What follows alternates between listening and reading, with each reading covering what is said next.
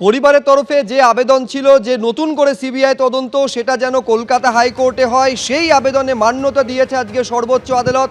অর্থাৎ নতুন করে সিবিআই তদন্তের পরবর্তী শুনানি এবার থেকে কলকাতা হাইকোর্টেই হবে। বিচারপতি তীর্থঙ্কর ঘোষের এজলাসে এই মামলার শুনানি হবে। কিন্তু মূল যে মামলা অর্থাৎ স্বতঃপ্রণোদিত যে মামলা গ্রহণ করেছিল সর্বোচ্চ আদালত, তার শুনানি সুপ্রিম কোর্টে হবে। মে মাসের দ্বিতীয় সপ্তাহে তার পরবর্তী শুনানি রয়েছে।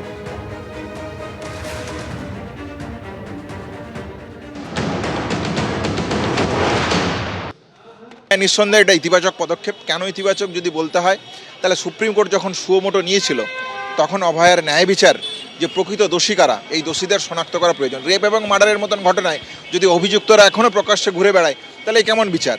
তাহলে সেই জায়গা থেকে যদি 3 মাস 4 মাস পর যে হিয়ারিংয়ের ডেট আসছে, সেই জায়গা থেকে যদি কলকাতা হাইকোর্টে অতি দ্রুততার সাথে এই ঘটনাগুলোকে সামনে আনা হয়, যে প্রশ্নগুলো আছে সে সদুত্তর পাওয়া যায়, তাহলে তো বিচার প্রক্রিয়ার পথে আমরা এগোতে পারবো। বাংলার মানুষের যে ভাবাবেগ, বাংলার মানুষের যে আবেগ অভয়ার ন্যায় বিচার ঘটনাকে কেন্দ্র করে, তারা তো জানতে চায় সত্যিকারের ক্রিমিনাল কারা, কেন একটা হসপিটালের মতন জায়গাতে এই ধরনের ঘটনা, জঘন্য ঘটনা ঘটলো, এই মোটিভ কী ছিল, উদ্দেশ্য কী ছিল, এগুলো তো আমরা জানতে চাই।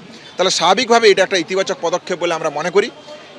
কিন্তু কলকাতা হাইকোর্ট যদি তার সদর্থক ভূমিকা রাখেন, সদর্থক প্রয়াস দেখান, তাহলে হয়তো এই জায়গাটাকে একটা সদর্থক ভূমিকা, আরও সদর্থক ভূমিকা বলতে পারবো অতীতের ভবিষ্যতের পরিপ্রেক্ষিতে। আরজিকর মেডিকেল কলেজ হাসপাতালে চিকিৎসকের ধর্ষণ এবং খুনের ঘটনায় নতুন করে সিবিআই তদন্তের আবেদন এবার কলকাতা হাইকোর্টেই তার শুনানি হবে, স্পষ্ট জানিয়ে দিল আজকে সর্বোচ্চ আদালত। মহামান্য প্রধান বিচারপতির বেঞ্চ আজকে স্পষ্ট জানিয়ে দিয়েছে যে আবেদন অভয়ার মা বাবা করেছিলেন সেই আবেদনেই মান্যতা দেওয়া হলো। বিচারপতি তীর্থঙ্কর ঘোষের সিঙ্গল বেঞ্চেই হবে শুনানি। চিকিৎসকের মা বাবার আবেদনকে মান্যতা দিয়ে জানিয়ে দিল সুপ্রিম কোর্ট। মাননীয় প্রধান বিচারপতি সঞ্জীব খান্না, বিচারপতি সঞ্জয় কুমার এবং বিচারপতি জয়মাল্য বাগচির বেঞ্চ আজকে এই নির্দেশ দিয়েছে। তবে আরজিকর কাণ্ডে স্বতঃপ্রণোদিত যে মামলা, তার শুনানি সুপ্রিম কোর্টেই হবে। মে মাসের দ্বিতীয় সপ্তাহে তার পরবর্তী শুনানি। চিকিৎসকের পরিবারের আইনজীবী করুণা নন্দী তিনি জানিয়েছেন, সুপ্রিম কোর্টে তাদের আবেদন ছিল হাইকোর্টের নজরদারিতে সিবিআই তদন্ত হোক।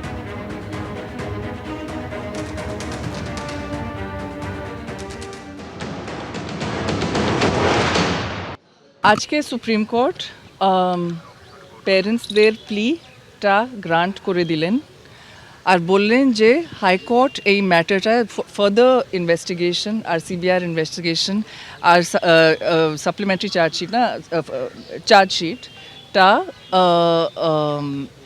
সুপারভাইজ করতে পারেন।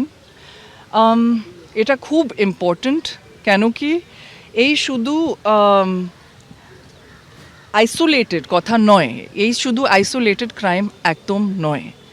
যখন মা বাবাদের বললেন হসপিটাল থেকে যে মেয়ের সুইসাইড হয়ে গেছে, এত ওয়েট করালেন, এত ল্যাপসেস হয়েছে in the treatment of the case by the Kolkata police.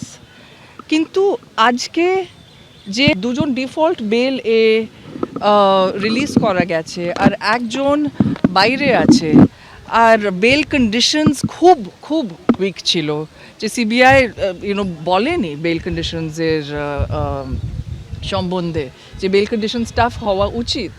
যখন ডিস্ট্রাকশন অফ এভিডেন্স এর চার্জ হয়েছে, আর ডিস্ট্রাকশন অফ এভিডেন্সের চার্জ হয়েছে, আর the officer in charge of Tala police station is out on bail. Can this be a situation today? So today the parents are looking to the court and looking to the CBI to bring justice, and to bring justice fast.